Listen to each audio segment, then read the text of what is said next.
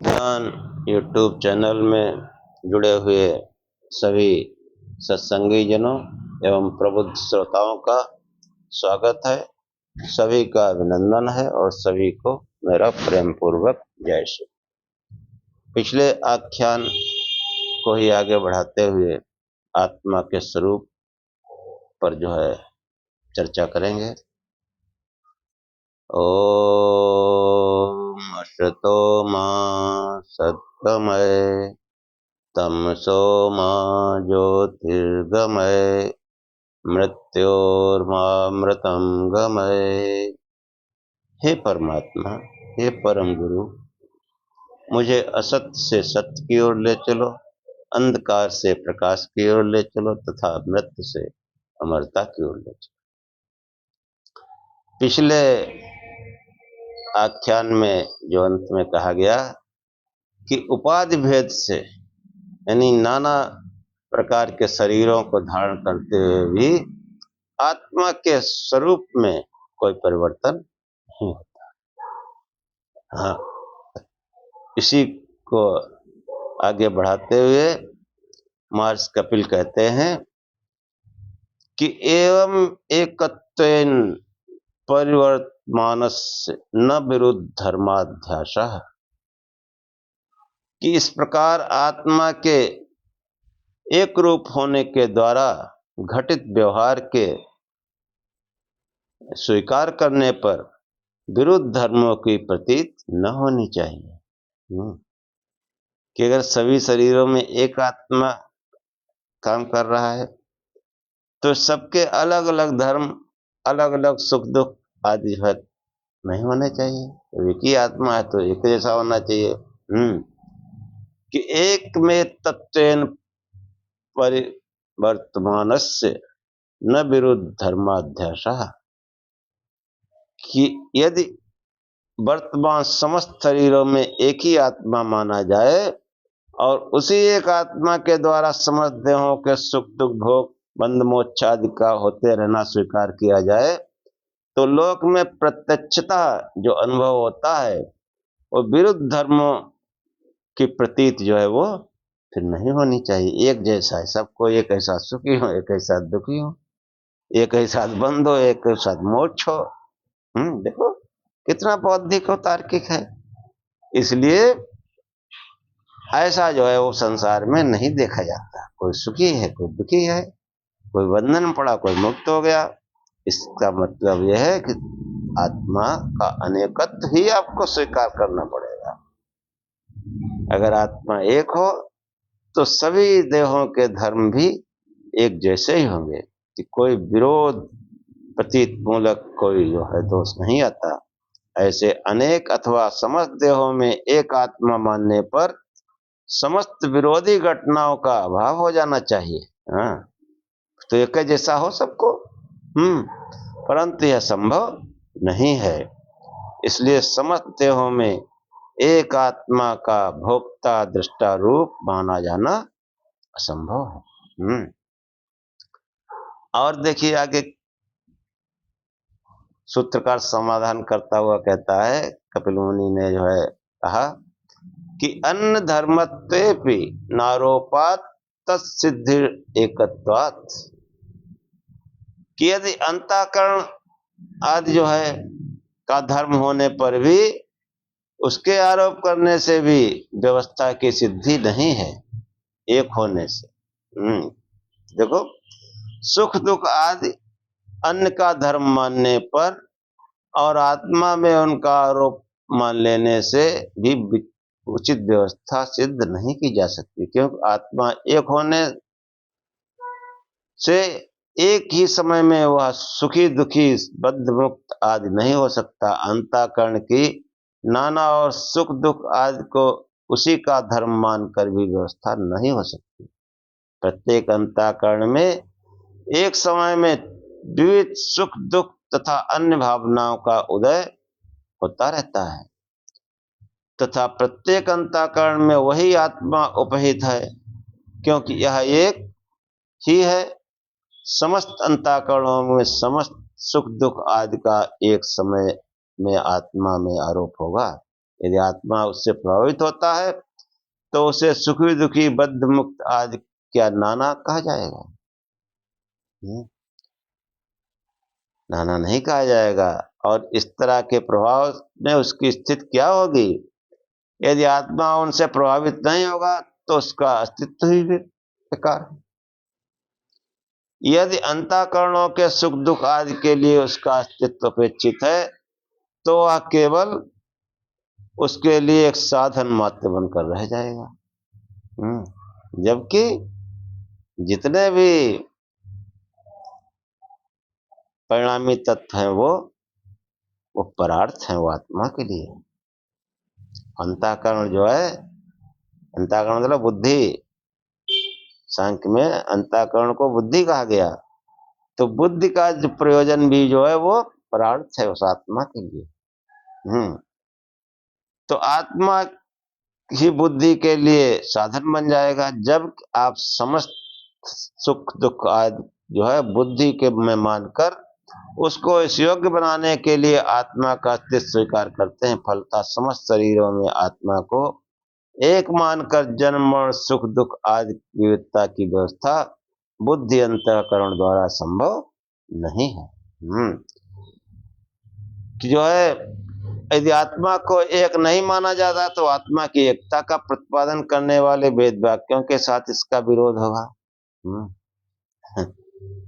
बहुत तर्क भी बहुत बढ़िया है। तो महर्षि कपिल इसका जवाब देते हुए कहते हैं कि नाद्वैत श्रुति विरोधो जात पर तत्वात्, अद्वैत प्रतिपादक श्रुतियों के साथ इसका विरोध नहीं है जात परक होने से। आत्मा को अनेक मानने पर आत्मा की एकता का प्रतिपादन करने वाले वेद वाक्यों के साथ सांख्य सिद्धांत का कोई विरोध नहीं है। कारण यह है कि आत्मा की एकता का प्रतिपादन उसकी समान चेतन रूपता का प्रतिपादन है। चेतन स्वरूप में वे की है।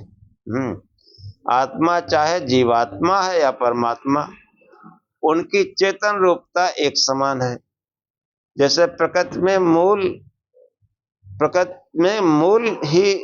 मूल से ही विलक्षणता है। सत्व तमस मूल तत्व जड़ता में समान होने पर भी परस्पर रूप से विलक्षण है। वैसे ही आत्माओं में चेतन स्वरूप के आधार पर किसी प्रकार की विलक्षणता नहीं। इस प्रकार चैतन्य रूप की एकता का प्रतिपादन करने की भावना से देह में जहां तहां आत्मा का एकत्व प्रतिपादित किया है, उसका तात्पर्य आत्मा की व्यक्तिगत एकता के प्रतिपादन में कदापि नहीं। यदि कहो कि व्यक्तिगत एकता का प्रतिपादन है तो वह केवल परमात्मा के वर्णन में संभव है। द्वा सुपर्णा सयुजा सखाया। समस्त आत्मा में चेतना समान है, इसको कैसे जाना जा सकता है? तो महर्षि कपिल मुनि कहते हैं कि विदित बंध कारण दृष्टया तद्रूपम, बंध के कारण को जाने हुए की दृष्टि से यह चेतना स्वरूप जाना जाता है। जिस व्यक्ति ने समाधि लाभ कर लिया है उसके अनंतर आत्मा के बंध कारणों का साक्षात्कार कर विवेक ज्ञान प्राप्त कर लिया है। ऐसे आत्मदर्शी योगी के विवेक ज्ञान द्वारा आत्मा का वह चेतन स्वरूप जाना जा सकता है। मैं हूं कि लौकिक प्रतीत में आत्मा के अस्तित्व का अनुभव होने पर भी उसके स्वरूप का साक्षात्कार नहीं हो पाता। ये तो सभी कहते हैं मैं हूं, लेकिन उसके स्वरूप का साक्षात्कार सबको थोड़ा हो जाता है। किसी को, किसी महान योगी को हो जाता है। वह इंद्रियातीत तत्व है। समाधि लाभ द्वारा आत्मदर्शन द्वारा उसका साक्षात्कार है। समस्त आत्म चेतना स्वरूप को जानने समझने का एकमात्र उपाय यही है, समाधि लाभ। इस प्रकार का अनुभव साधारण लौकिक जनों को तो नहीं होता। तो प्रश्न करता, कैसे प्रश्न करता है। इस प्रकार का अनुभव साधारण लौकिक जनों को तो नहीं होता, प्रत्युत इससे विपरीत प्रतीत के उदाहरण मिलते हैं। तब आपके कथन को किस प्रकार सत्य मान लिया जाए।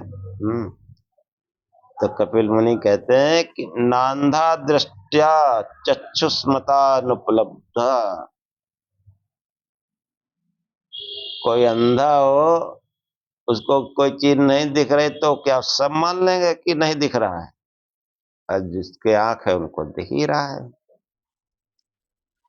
कि कोई कहे कि आत्मा जो है वो नहीं दिखता है, और किसी आत्म साक्षात्कार योगी ने समाधि लाभ द्वारा उसको देखा है, तो क्या उसको झुठला देगा, उसके अस्तित्व को झुठला देगा? नहीं। कि यदि अंधा किसी वस्तु को नहीं देख सकता तो इसका अभिप्राय नहीं कि आंख वालों के लिए भी उस वस्तु की अनुपलब्धि है। आंख वालों के लिए तो है ही। साधारण जन यदि आत्माओं की समान चेतना का अनुभव नहीं कर पाता या विपरीत अनुभव करता है तो उसका ये तात्पर्य नहीं कि साधन संपन्न व्यक्ति भी उसे नहीं जान सकता। साधन संपन्न, यम नियम आदि उनको जानने वाला, अष्टांग साधन, उनको जानने वाला, उनसे संपन्न व्यक्ति जो है, क्या वो भी नहीं जान सकता? वो तो जान ही लेगा।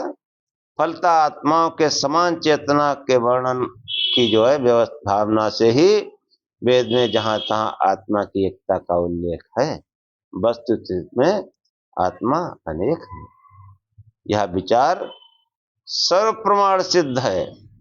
केवल एक, अब देखो फिर आगे, केवल एक व्यक्तिगत रूप आत्मा है, इस विचार से सूत्रकार एक और जो है बाधक उपस्थित करता है। बाधा क्या है कि वामदेवादि मुक्तो नाद्वैतम, वामदेव आदि मोक्ष को प्राप्त हुए, अतः अद्वैत एक ही आत्मा नहीं। ये बात निश्चित है कि वामदेव आदि तत्वदर्शी ऋषि मोक्ष को प्राप्त हो चुके हैं। यदि आत्मा व्यक्तिगत रूप से एक होता तो आज बंधन में कोई न दिखता और ये वर्तमान संसार क्रम भी दृष्टिगोचर नहीं होता कि एक मुक्त हो गया, सब मुक्त हो गए। एक आत्मा के मुक्त होने पर समस्त संसार समाप्त हो जाता, क्योंकि ऐसा नहीं है और समस्त संसार चक्र उसी रूप में चल रहा है। इससे ये स्पष्ट परिणाम निकलता है कि आत्मा जो है अद्वैत अर्थात एक व्यक्ति रूप नहीं है। नाना आत्मा मानने पर भी आत्मा की बराबर मुक्ति होते रहने से संसार का उच्छेद हो जाना चाहिए। ये भी प्रश्न है कि धीरे धीरे सब मुक्त हो जाए, फिर संसार कुछ नहीं करी। तो सूत्रकार कहता है अनाद्यावद यावद भावात भविष्यत एवं, अनादिकाल से आज तक अभाव न होने से भविष्यत काल में भी इस प्रकार का उच्छेद नहीं होगा। अनादिकाल से आज तक संसार का उच्छेद न होने से भविष्य में भी ऐसा होने की संभावना की जा सकती है। कि जो है अनादिकाल से जो है इसका उच्छेद नहीं हुआ तो भविष्य में भी जो है इसकी संभावना की जा सकती है कि इसका उच्छेद नहीं होगा। अनेक आत्म पक्ष में आत्माओं के अनंत होने के कारण उनका मोक्ष होते रहना पर भी संसार का उच्छेद की संभावना नहीं, क्योंकि यह क्रम अनादिकाल से अनंत काल तक निरंतर निर्बाध रूप से चलता रहना है। इसी अर्थ की पुष्टि के लिए महर्षि कपिल दूसरे प्रकार से कहते हैं कि इदानीमिव सर्वत्र नात्यंतोच्छेद, इस समय की तरह सब कालों में अत्यंत उच्छेद नहीं, कि जीव आत्माएं बनी रहें। आज तक के समान किसी भी काल में संसार का अत्यंत उच्छेद नहीं हो सकता। कारण एक, सांख्य में निश्चित प्रमाणों के आधार पर यह विचार प्रकट किया है कि सत से असत अथवा असत से सत नहीं होता। जो सत है वह सत रहेगा और जो असत है वह असत रहेगा। संसार आज तक अनादिकाल से वर्तमान है उसका सत होना निश्चित है, तब उसके अत्यंत उच्छेद की कल्पना नहीं की जा सकती है। संसार का यह प्रवाह अटूट है। हाँ, फिर देखो प्रश्न करता है, तब क्या संसार सदा इसी रूप में विद्यमान रहेगा? सूत्रकार कहता है व्यावृत्तो भय रूपा, कि व्यावृत्त यानी हटा हुआ दोनों रूप से संसार का किसी काल में सदा के लिए उच्छेद हो जाए, यह एक रूप, और संसार सदा इसी वर्तमान में रूप में बना रहे दूसरा रूप, इन दोनों ही से संसार को व्यावृत समझना चाहिए। न संसार किसी समय सदा के लिए उच्छिन्न हो सकता है, और न सदा इसी वर्तमान रूप में बना रह सकता है। कि स्थूल रूप में है, सूक्ष्म में चला जाएगा, फिर कारण में चला जाएगा, लेकिन रहेगा, और फिर कारण से जो है सूक्ष्म में आएगा और स्थूल में आ जाएगा। यही तो उत्पत्ति स्थिति प्रलय है, और सबका मूल उपादान प्रकृति है। तो आत्मा की अनेकता का प्रतिपादन कर उसकी अन्य विशेषताओं का निरूपण किया जाता है। अब जो है आत्मा की अन्य विशेषताओं का जो है निरूपण सांख्य शास्त्र में किया गया है। इसको सुनिए आप। कि साक्षात संवाद साक्षित्वम, साक्षात संबंध से साक्षी होना है। आत्मा का स्वरूप साक्षी होना नहीं है, प्रत्युत बुद्धि आदि के साथ साक्षात संबंध होने से साक्षी कहलाता है। जब तक अविवेक बना रहता है, बुद्धि आदि के साथ आत्मा का संबंध रहता है। विवेक ज्ञान हो जाने पर अविवेक की स्थिति नहीं रहती, इसलिए उस अवस्था में साक्षित्व मोक्ष का बाधन न रहेगा। अतः इंद्रिय अथवा जो है वो इंद्रिय अथवा कर्ण को कहते हैं। इंद्रिय अथवा बुद्धि आदि कर्णों के साथ संबंध होने से आत्मा साक्षी कहा जाता है। अर्थ में अन्य कोई अंतर नहीं। साक्षी पद व्याकरण के अनुसार दृष्टा अर्थ में निहित है। देह इंद्रिय आदि के साथ संपर्क रहने पर दृष्टत्व सार्थक व उपयुक्त हो जाता है। यदि यह आत्मा का बंधन स्वरूप माना जाए तो भी अनुपयोग की अवस्था में मोक्ष का साधक क्यों होगा? ये प्रश्न कर दिया गया। तो आत्मा का मुख्य स्वरूप क्या है? सूत्रकार कहता है कि नित्य मुक्तत्वम, नित्य मुक्त होना आत्मा का स्वरूप है। नित्य मुक्त अर्थात प्रकृति से सदा पृथक रूप होना। नित्य मुक्त मतलब स्वरूप कि प्रकृति से सदा पृथकत्व होना। प्रकृति अचेतन है तथा त्रिगुणात्मक है। यह आत्मा का मुख्य स्वरूप है, त्रिगुणातीत चेतन। प्रकृति का स्वरूप कैसा है? अचेतन तथा त्रिगुणात्मक। और आत्मा का स्वरूप कैसा है? त्रिगुणातीत और चेतन।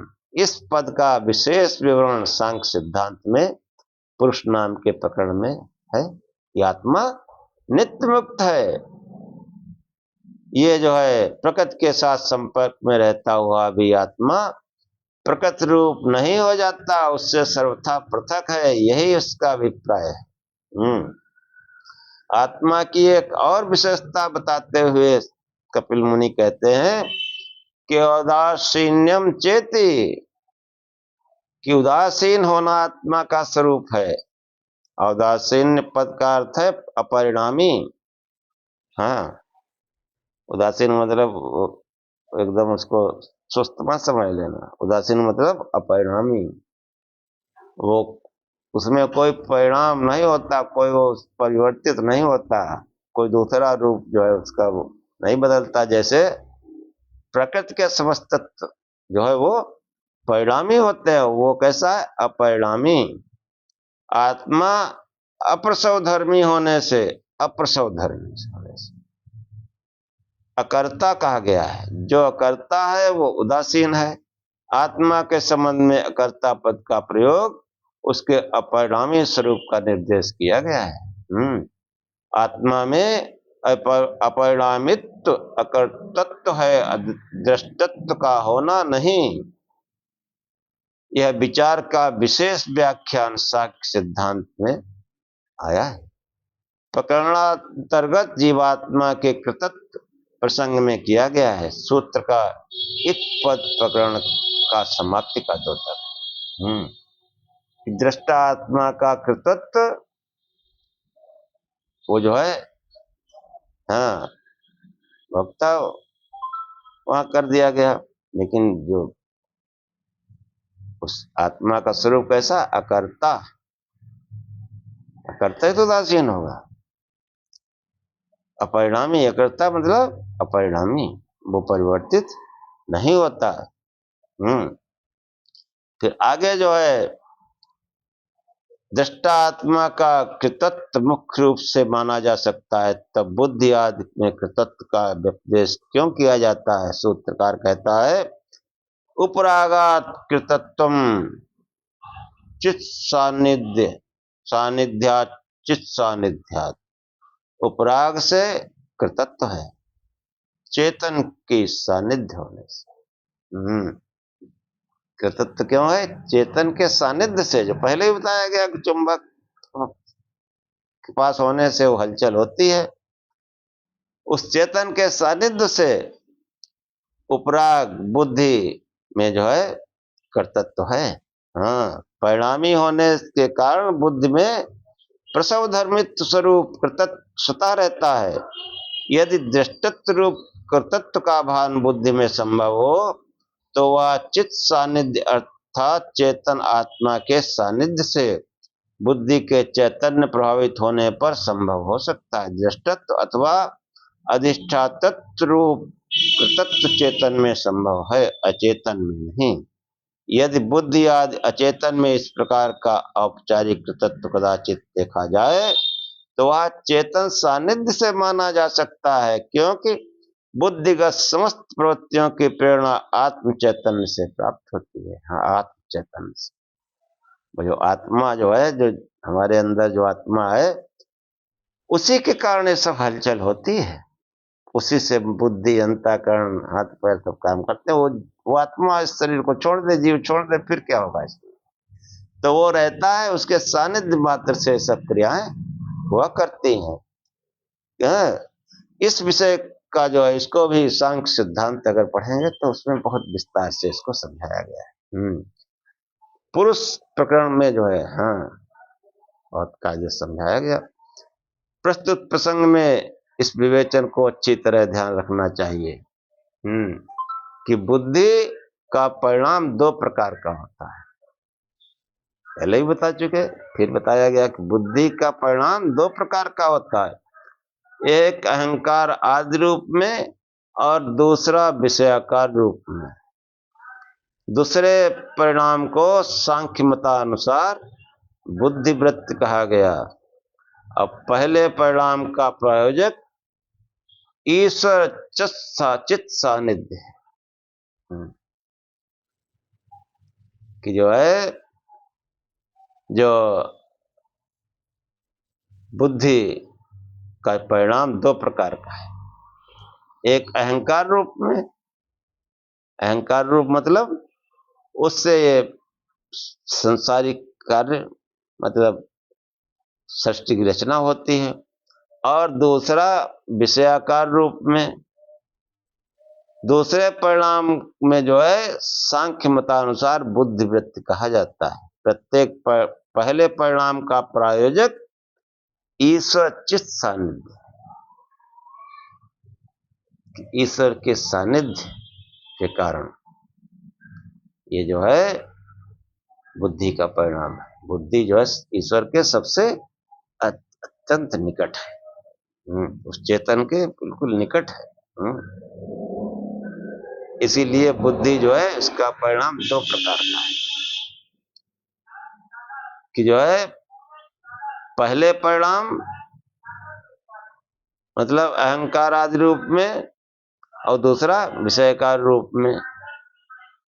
दूसरे परिणाम को सांख्य मतानुसार बुद्धिवृत्ति कहा जाता है, और पहले परिणाम का प्रायोजक ईश्वर चित्त सानिध्य है और दूसरे का जीवात्म चित्त सानिध्य। सूत्र में चित्त सानिध्यात पद की 2 बार जुक्ति है। इसी से जो है ये जो अध्याय है यहीं पर समाप्त है कि चित्त सानिध्य। अब वो जो बुद्धि है यही मुख्य है कि चेतन से जुड़े अचेतन से जुड़े। अचेतन से जुड़ने पर सुख दुख होते हैं और चेतन के जुड़ने से सुख दुखों की अत्यंत निवृत्ति होने लगती है। चेतन से जुड़ते ही। और है क्या कि हम बुद्धि का प्रयोग करते हैं लेकिन हम जुड़े अचेतन से ही रहते हैं। ये बुद्धि का जो है बड़ा सुंदर वर्णन भगवत गीता में भी आया है कि इंद्रियाण पराण्याहुरिंद्रियभ्यः परम मना मनसस्ततो बुद्धि यो बुद्धि परतस्तः। कि बुद्धि ऐसी जगह है कि बुद्धि परे, इन्हीं संसार से परे अगर चिंतन करे तो वो उस आत्मा में से जुड़ जाती है, और जब इस संसार का चिंतन करती है तो फिर वो अहंकार आदि वृत्तियों से संलग्न हो जाती है और उससे फिर संसार की रचना होती है, कार्य होने लगते हैं। और कार्य जो है फिर वो है वो परिणामी होते हैं। परिणामी जो है फिर इनसे सुख दुख होते हैं। और जब वो चेतन के तरफ जाती चित्त सानिध्य मात्र, बार बार आया कि जो है वो चेतन से सानिध्य और इधर अचेतन से सानिध्य दोनों तरह से है उसका। तो हमको जो है त्रिविध दुख अत्यंत निरोध कैसे होगा कि ये पहले तो हम भली प्रकार से समझें। ये जो पहला अध्याय है इसमें चेतन और अचेतन की बहुत सूक्ष्मता से और बहुत विशद रूप में व्याख्या हुई, इसलिए कि हम त्रिविध दुख से अत्यंत निवृत्ति चाहते हैं और उस अत्यंत निवृत्ति के लिए अत्यंत पुरुषार्थ करना है। तो सांसारिक कार्य ये भी पुरुषार्थ हैं। धनादि से भी हमारे दुख दूर होते हैं, लेकिन सदैव के लिए नहीं, बहुत लंबे समय के लिए नहीं, बल्कि एक दुख हटने पर दूसरा खड़ा रहता है, नाना प्रकार। और जो अत्यंत पुरुषार्थ है यही इसीलिए लास्ट में बुद्धि लाए हैं कि बुद्धि जो है ये जो पहले परिणाम का प्रयोजक है ईश्वर चित्त सानिध्य, ईश्वर से उसका सानिध्य हो जाए। और दूसरा है अहंकार आदि। तो अहंकार बुद्धि से फिर अहंकार, अहंकार से पंच तन्मात्र और इंद्रियां और पंच महाभूत, फिर उन्हीं में उलझा रहता है, सुख दुख पाता है। और सुख दुख से दुखों से अत्यंत निवृत्ति के लिए सुख ही सुख हो, आनंद ही आनंद हो, उसके लिए वो जो है ईश्वर चित्त सानिध्य है। कि अब हमको एक गहराई से विचार करना है कि हमारा जो सानिध्य है वो चेतन से है या अचेतन से है। ये बहुत विचारणीय है कि हम जो पूजा उपासना करते हैं वो चेतन तत्व है, अचेतन तत्व है, वो अपरिणामी है या परिणामी है। परिणामी मतलब बराबर बदलते रहना, जन्म मृत्यु बुढ़ापा, बनना बिगड़ना, उत्पन्न होना, जन्म होना, मृत्यु हो जाना, हाँ, और या फिर वो अजन्मा है, शाश्वत है, उसकी उपासना कर रहे हैं, तो वो यही सत्य और असत्य है। शिव ही सत्य है, सत्यम शिवम सुंदरम, बार बार कह चुका। वही चेतन तत्व है, वही अपरिणामी तत्व है, और वही जो है इस संसार का अधिष्ठाता है, नियंता है। वही संसार का अधिष्ठाता, नियंता, प्रेरयिता वही है। और उधर जब देखेंगे तो उसकी प्रेरणा से सब कुछ अच्छा होगा। ये बुद्धि हमेशा सही सही काम करेगी। धियो यो न प्रचोदयात् तत्सवितुर्वरेण्यम भर्गो देवस्य धीमहि धियो यो न प्रचोदयात्। उस परमात्मा देव के विशुद्ध तेज का हम ध्यान करते हैं कि जगत के प्रेरक, उत्पादक, कुछ भी कहो, और उत्पादक इसलिए कि उस परमात्मा की प्रशंसा है, उसका वर्णन है। उसका वर्णन तो बुद्धि से होगा, वाणी से होगा।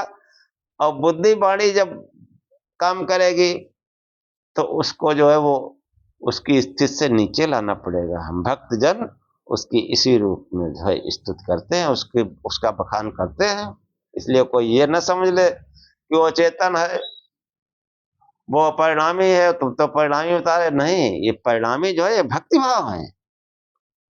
हमारी बुद्धि जो है उस अचेतन की कैसे व्याख्या करे, वो इसी रूप में किए जाती है कि वो परमात्मा उस संसार का उत्पत्ति स्थित प्रलय सबका जो है अधिष्ठाता है। हाँ, ऐसे समझो इसको, उच्च अर्थ में समझो इस मंत्र को। उसका अधिष्ठाता है, नियंता है, प्रेरयिता है, और उस प्रेरक प्रभु वही वर्णीय है। और उसके हम उसका तेज स्वरूप से ध्यान करते हैं कि वो हमारी बुद्धि को सन्मार्ग में प्रेरित करे। हाँ, इसलिए जो है खूब शिव शिव जपो, प्रकाश स्वरूप से ध्यान करो। उस विराट पुरुष परमात्मा भगवान शंकर जो सुख और कल्याण करने वाले हैं, इसीलिए उनका नाम शंकर है कि सुख और कल्याण, यानी संसार में सुख जलवा और कल्याण मतलब मुक्ति मोक्ष दोनों, यथार्थ धर्म। कि धियो यो न प्रचोदयात्, जब हम उस प्रकाश स्वरूप से ध्यान करते रहेंगे तो बुद्धि सन्मार्ग में चलने वाली हो जाएगी, सन्मार्ग में। और सन्मार्ग में फिर समस्त ऐश्वर्य अवंता कहाँ जाएगी? वो चतुर्थ पाद विशुद्ध रूप में तुरी वाले परमात्मा को प्राप्त करेगी, अद्वैत। इसलिए जो है इस शिव नाम बहुत हमारे प्राचीन ऋषियों ने जपा है, इसको हम भी जपें। साकार रूप में शंकर भगवान की उपासना करें, प्रकाश स्वरूप से ध्यान करें। अब आख्यान यही समाप्त करते हैं। ओम सहनाववत् सहनौ भुनक् सह वीर्यं करवावहे तेजस्विनावधीतमस्तु मा विद्विषावहे। ओम शांति शांति शांति। हे परमात्मा, हम दोनों श्रोता और वक्ता उसकी साथ साथ रक्षा करें, साथ साथ पालना करें, और हम दोनों साथ साथ बल को बढ़ाएं, पुरुषार्थ करें। हम हमारा पढ़ा पढ़ाया तेजस्विता को प्राप्त करें, संसार में फैले, हम आपस में द्वेष न करें। हे परमात्मा, हम दोनों को त्रिविध शांति प्राप्त हो, दैहिक दैविक भौतिक उनसे अत्यंत निवृत्ति हो। ओम शांति शांति शांति। जय श्री